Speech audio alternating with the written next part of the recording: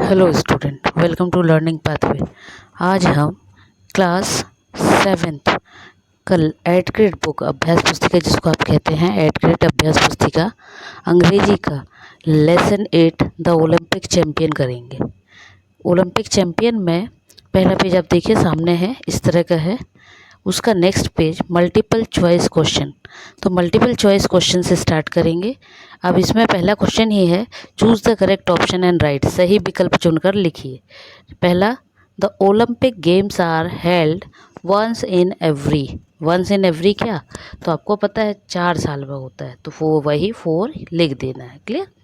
Question number second, Bobby Pierce belonged to, Bobby Pierce कहाँ से belong करते थे, तो Sydney. Number 3, when was the event of duckling happen in Olympics, तो duckling वाला event कब हुआ था ओलंपिक में, क्योंकि बहुत सारी रेसेस की थी, है ना। तो 1928, जिसको 1928 बोलते हैं। Number 4 question, Olympia city is in, Olympia city कहाँ पर है, तो ओलंपिया ग्रीस में है। Number 5, choose the correct option for the jumble word, और ये जम्बर्ड वर्ड लिखे हुए हैं। क्लियर। इसका करेक्ट ढूंढना है, तो करेक्ट इसका है स्कूल, जो कि किस नंबर पे दिया हुआ है, इसकी स्पेलिंग करेक्ट ये दी हुई है, ये रॉन्ग लगा हुआ है, ये SCHOOL। क्लियर। ये रॉन्ग लग गया है, याद रखना, ये करेक्ट है सी नंबर, तो इसका करेक्ट क्या है, C. Next, fill in the blanks, रिक्त स्थानों की पूर्ति करें। Question number 6, the young one is duck is, young one मतलब जो डक होते हैं उनके बच्चों को क्या कहते हैं, तो उनके बच्चों को कहते हैं डकलिंग। क्वेश्चन आपके लेसन जो है उस लेसन में आया भी है। Next question number 7, a boat race in which every participant uses a pair of oars, boat race में सभी बच्चे जो पार्टिसिपेंट थे उन्होंने पेयर में जो शूज़ पहने थे, उस शूज़ को क्या बोलते हैं वो आपको लिखना है। तो इसको मैंने जानबूझकर ब्लैंक छोड़ा है, आप अपनी बुक में देखिए उसमें नेम दिया है, मतलब उसके लिए एक वर्ड आया है, आपको वो वर्ड फाइंड आउट करके लिखना है। ठीक है। चलिए next question number 8, one who wins a race is called a, जो रेस जीत जाता है उसको क्या बोलते हैं, तो जो रेस जीत जाता है उसको चैम्पियन बोला जाता है। क्या बोलते हैं, champion. Number 9, Ravi will come blank evening, तो इसमें प्रीपोजिशन लिखना है, तो करेक्ट प्रीपोजिशन है इन द इवनिंग। ठीक है। चलिए अब नेक्स्ट देखिए number 10, he is blank strongest boy in the class.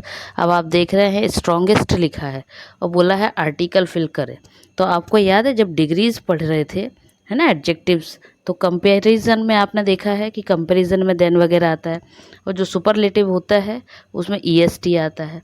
तो क्योंकि सुपरलेटिव है उस वजह से कहिए, तो आर्टिकल में इसका क्या आएगा, द आ जाएगा। क्लियर। चलिए अब question, very short answer type question, निम्नलिखित प्रश्नों के उत्तर एक शब्द या एक वाक्य में लिखिए। When was Olympic sports festival in Greece held, Olympic sports जो है वो ग्रीस में कब मनाया जाता है, मतलब कब होता है, तो हमेशा जो मतलब शुरुआत कब हुई थी जिसको हम बोले, तो शुरुआत उसकी हुई थी 776 776 BC से। Clear. Question number 12, which country did Ken Myers belong to, Ken Myers एक जो पार्टिसिपेंट था वो किस कंट्री का था, तो वो था America. Number 13, how did Bobby Pearce win everybody's heart, तो बॉबी पियर्से ने सबका हार्ट कैसे जीता, तो उन्होंने क्या किया था, बीच रेस में, है ना, बीच में रेस को रोक, मतलब जो रेस चल रही थी उसमें अपने आप को क्या किया, रोक लिया, और पहले डक को और डकलिंग को निकलने दिया, है ना। तो वही आपको आंसर में लिखना। बॉबी पियर्से स्टॉप्ड हिज बोट, अपनी बोट को रोका, टू अवॉइड हिटिंग डकलिंग्स, इसकी क्या करके कि ऐसा ना हो कि डकलिंग्स को लग जाए, इसलिए वो रुक गया था कि पहले डकलिंग्स निकल जाए। Question number 14, I asked a question, अब देखिए आई आस्क्ड अ क्वेश्चन ये सेंटेंस है ना, इसको चेंज करना है पैसिव वॉइस में। पैसिव वॉइस और एक्टिव वॉइस जो होते हैं वो आपको आगे धीरे धीरे पढ़ाएंगे, अभी आप देखिए इसको शॉर्ट में हम भी करवा दें। तो पैसिव वॉइस में जब चेंज करते हैं तो ये जो पीछे दिया रहता है ना, वो ऑब्जेक्ट आगे आ जाता है। तो पीछे जो ऑब्जेक्ट था वो आगे आ गया, अ क्वेश्चन। क्योंकि ये पास्ट टेंस में है तो इसमें वॉज लग जाएगा, तो वॉज आस्क्ड बाय मी। ठीक है, ये हो गया आपका पैसिव वॉइस। अब क्वेश्चन नंबर 15, उसके पहले उन्होंने दे दिए है इंस्ट्रक्शन। क्या? निम्नलिखित प्रश्नों के उत्तर एक या दो वाक्य में लिखे, मतलब एक में या दो में। तो चलिए एक और दो में करके देखते हैं। Question number 15, why did Bobby Pearce stop taking parts in sports? Bobby Pearce ने व्हेन डिड लिखा है, तो व्हेन डिड मतलब कब। तो Bobby Pearce stopped taking part in sports in 1945। 1945 में उन्होंने स्पोर्ट्स में भाग लेना बंद कर दिया था, मतलब उसके बाद उन्होंने कभी पार्ट नहीं लिया। Question number 16, why are the games called Olympic games? इन गेम्स को ओलंपिक गेम्स क्यों कहते हैं? तो ओलंपिक गेम्स इसलिए कहते हैं क्योंकि ये ओलंपिया के ग्रीस से स्टार्ट हुआ था, है ना, तो इसलिए इनको ओलंपिक गेम्स कहते हैं। देखिए अब answer, Olympic games were first held at Olympia in Greece, so the games called Olympic games. क्योंकि ओलंपिया ग्रीस के ओलंपिया के से स्टार्ट हुआ था, इसलिए इसको नाम दिया गया है ओलंपिक गेम्स। अब देखते हैं question number 16, What would you have done if you had been in the place of Bobby Pierce in the Olympic game 1928? तो यदि आप बॉबी पियर्से की जगह पे होते तो क्या करते? तो आप भी क्या करते? सेम करते, है ना, वही करते जो बॉबी पियर्से ने किया है। क्या? कि हिट नहीं किया था, डकलिंग्स वगैरह को नहीं मारा, तो वही आपको लिखना, I would have done the same as Bobby Pearce, कि हम भी क्या करते? वैसा ही करते जो बॉबी पियर्से ने किया। क्वेश्चन नंबर 18, हरी कॉल्स हिज फ्रेंड, हरी ने अपने फ्रेंड को बुलाया, इसका पैसिव वॉइस। तो देखिए इसका पैसिव वॉइस फिर से क्या हो जाएगा, पीछे जो ऑब्जेक्ट है वो आगे आ जाएगा, तो हिज फ्रेंड आगे आ गया। कॉल्स है मीन्स प्रेजेंट टेंस में है, इसलिए इज के साथ में third form of the verb, और बाय हरी, हरी यहाँ लिखा है तो बाय के बाद हरी। क्लियर? चलिए नेक्स्ट देखिए, लॉन्ग आंसर्स। लॉन्ग आंसर में यहाँ पर एक आपको क्या है, इनविटेशन दिया हुआ है। इस इनविटेशन में किसी किसी के बुक में बहुत लाइटली दिया, किसी में प्रॉपर दिख रहा है, तो उसमें अब क्या है, पूरे इंस्ट्रक्शंस दिए हुए हैं किस चीज़ का।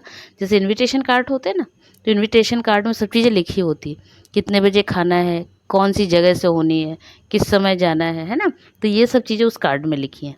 चलिए तो उसके बेस पे आंसर्स करते हैं। What is the venue of marriage ceremony? तो मैरिज सेरेमनी का वेन्यू क्या है? तो मैरिज सेरेमनी का वेन्यू है द ताज महल पैलेस, कोलाबा, मुंबई। ठीक है।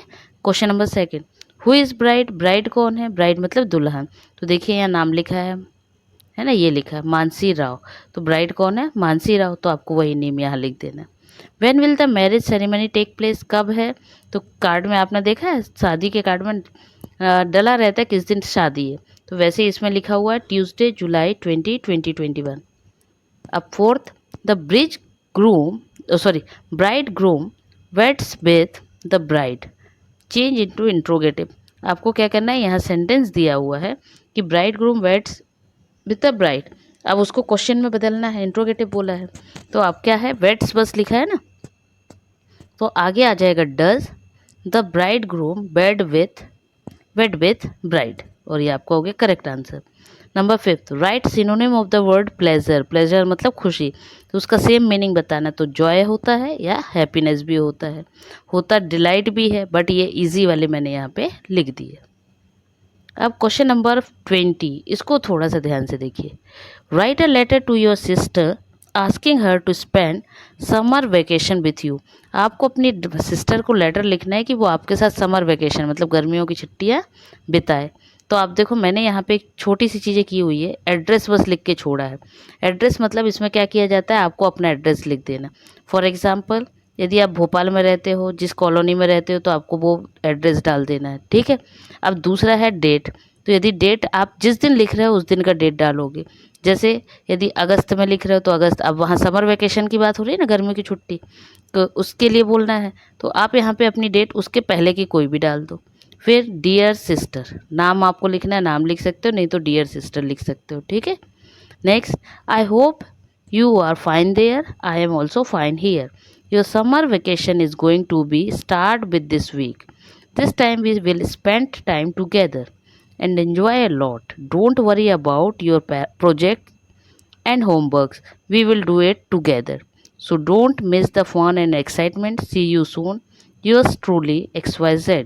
और ये हो गया आपका लेटर। इसको आपको लर्न करना पड़ेगा। शॉर्ट में कर दिया है, सिंपल में कर दिया है, आपको जल्दी से याद हो जाएगा। क्लियर? तो ये हो गए आपके लेसन नंबर 8 के पूरे ही एट ग्रेड के आंसर्स। अब आप इसको नोट कर लीजिएगा और धीरे धीरे लर्न कर लीजिएगा। चलिए, तब नेक्स्ट टॉपिक के लिए वेट करिए। तब तक के लिए